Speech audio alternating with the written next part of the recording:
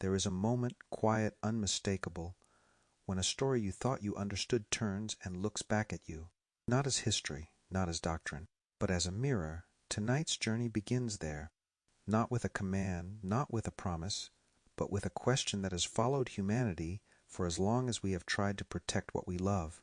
What must I do to finally be whole? This is not the voice of greed. It is the voice of devotion, the voice of someone who has done everything right and still feels the ache. Across centuries, robes have been offered in compassion. They have warmed us, they have steadied us, they have given meaning to suffering, names to fear, and shape to hope. And for a time they worked. But there comes a moment when even the most beautiful robe grows heavy, when the coins we carry, suffering, death, identity, injustice, love, begin to press through the fabric we once trusted to hold them. This is the moment this story lives in, not the moment of rebellion, not the moment of failure, but the moment of sorrowful recognition, when a seeker realizes they are not wrong, they are simply not finished. This is a love story about timing, about devotion, about why communion cannot be chosen until every other way has been tried and gently exhausted. Tonight, we walk into one of the most intimate encounters ever recorded, not to judge it, not to explain it away, but to stand inside it long enough for it to recognize us. This is You Are the Rich Young Ruler. I'm Patrick Carradine, and this is Unified Theistic Naturalism. You Are the Rich Young Ruler, a reflection on attachment, robes, and the timing of communion. Abstract, every seeker enters life holding something precious. Unified Theistic Naturalism names these treasures the 5 gold coins of the captive: suffering, death, identity, injustice, and love, each carrying a golden face of beauty and a shadow face of fear. They are not curses. They are not mistakes. They are the very reasons life feels worth protecting. Throughout history, sincere teachers have arisen offering robes, structures of belief, discipline, devotion, knowledge, or practice, promising to preserve the beauty of the coins while relieving their terror. Many seekers leave these encounters clothed in robes that truly work for a time. Some never question them again.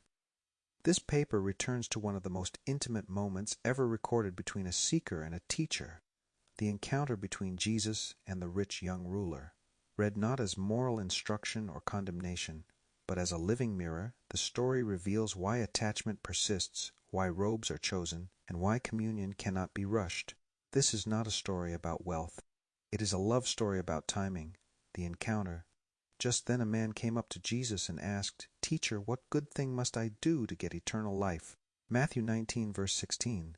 The question is not arrogant. It is tender. The man is sincere. He has lived carefully. He has followed the commandments. He has done what he was told would lead to life.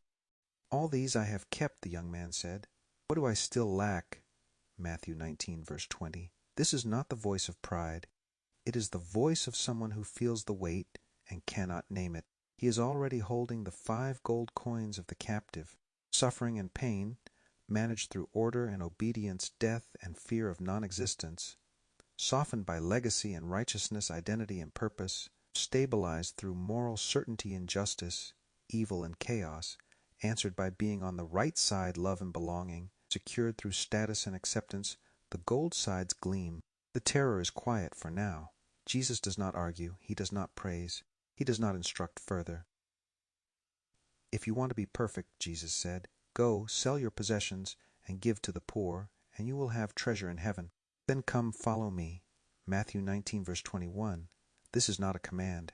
It is an unveiling. The robe appears. The young man is already wearing one, woven not of cloth, but of certainty, a robe of control, righteousness, safety, and self-coherence. It has worked. It has protected the gold side of the coins, and Jesus, seeing this, does not tear it away. When the young man heard this, he went away sad because he had great wealth. Matthew 19, verse 22. He does not walk away in rebellion. He walks away in grief, because he understands something now. The robe is not evil, but it is not freedom. The marketplace of robes, the rich young ruler is not alone. Every seeker eventually wanders into the marketplace, where robes are offered by sincere men and women who truly found peace through their own paths. Buddha does not shout. He says, "Release desire and suffering will loosen its grip." Muhammad does not persuade. He says, submit fully and the world finds its order. Jesus does not argue. He says, follow me. Krishnamurti whispers, observe without choice. Osho laughs, drop seriousness and awaken. Science offers its robe quietly. Understand the mechanism and you will master the fear. And then there is the hodgepodge merchant, a seeker who has stitched together fragments of many robes and says, take a little of each. It works better. None are liars. None are predators. Each robe worked for them. So the seeker purchases one. They exchange the coins and leave believing the terror is gone. For a while it is. The rituals are new. The language is comforting. The robe feels warm. But time does what time always does. Slowly, quietly, the coins return. First faintly, then insistently, then undeniably. And now the seeker realizes they are still holding the 5 gold coins of the captive. Only now they are wearing a robe too. Why Jesus does not chase the ruler, Jesus does not pursue the young man. He does not soften the invitation. He does not negotiate. Because communion cannot be accepted while protection still feels merciful. The mind must finish trusting the robe. This is not punishment, it is timing. Only when the cost of holding exceeds the fear of releasing does communion become visible, not as a reward, not as a gift, but as what was never absent. Conclusion. The return without movement, the rich young ruler will return, not necessarily to Jesus, not necessarily to religion, but to the same crossroads again and again. Each time the robe works a little less. Each time the coins weigh a little more, until one day, without drama, he will see nothing needs to be sold. Nothing needs to be fixed. Nothing needs to be earned, only laid down. That moment is communion, not achieved, not practiced, recognized. And when it happens perfectly. Reflective questions 1. Which of the 5 gold coins of the captive do I most quietly protect right now? 2. What robe in my life once brought peace, but now requires constant effort to maintain? 3. Where have I mistaken stability for life? 4. What identity would unravel if I stopped holding it together? 5. When has something that once saved me begun to cost more than it gives? 6. What part of me resists communion because it cannot control it? 7. Am I willing to let timing be perfect, even if that timing is not yet now? Canonical reference block Principia Communio, Axioms and Laws of Unified Theistic Naturalism, DOI, 10.5281 Zenodo, 17009966. All axioms, laws, and living equations cited are drawn directly from Principia Communio, which defines the canonical framework of Unified Theistic Naturalism. And now, as this journey settles, notice what did not happen. Nothing was taken from you. Nothing was demanded. Nothing was torn away. What changed was not your devotion, only your relationship to what you were holding. You were never wrong for loving the robe. You were never foolish for carrying the coins. You were never late. The rich young ruler did not fail. He simply reached the edge of what protection can do. And here at this quiet edge, communion does not shout. It does not convince. It does not compete. It waits. Not because you are unworthy, but because love never rushes timing. So let the story rest where it belongs, not as a lesson learned, but as a mirror still warm from your reflection. And when you feel ready to continue, not out of striving, but out of curiosity, 3 doorways appear. Choose any. I will meet you there, and we will walk as friends to see what we discover. Doorway 1, the silence that speaks, rethinking prayer, gifts, and the divine voice. This journey opens into a revelation most never pause long enough to hear, that the divine has never spoken in words. Here prayer dissolves into presence, gifts give way to alignment, and silence reveals itself as the only voice that has never contradicted itself. Reflect quietly.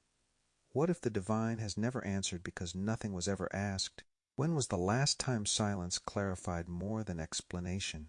What changes if listening replaces waiting? Doorway 2, the return of Jesus, the word remembering all things. This doorway reframes the most anticipated return in human history, not as an event in time, but as remembrance in flesh. Here, prophecy yields to presence, belief yields to alignment, and the word is revealed as something already moving through your own life. Reflect gently. What if return has nothing to do with the future? Where has the word already been living through you? What would remembrance feel like without expectation? Doorway 3, touching the hem of the divine, virtue dispatched, communion awaiting, this journey explores why teachings inspire, why moments of virtue heal, and why both fade when effort resumes. Here you discover the difference between touching truth and abiding in it, between proximity and possession. Reflect softly. Where has truth touched you without yet transforming you? What relief in your life requires repetition to survive? What would it mean to stop returning and remain? There is no correct order. There is no better doorway. There is only resonance. So now let's walk together as friends, without hurry and without effort, and see what we discover next. I'm Patrick Carradine, and this is Unified Theistic Naturalism.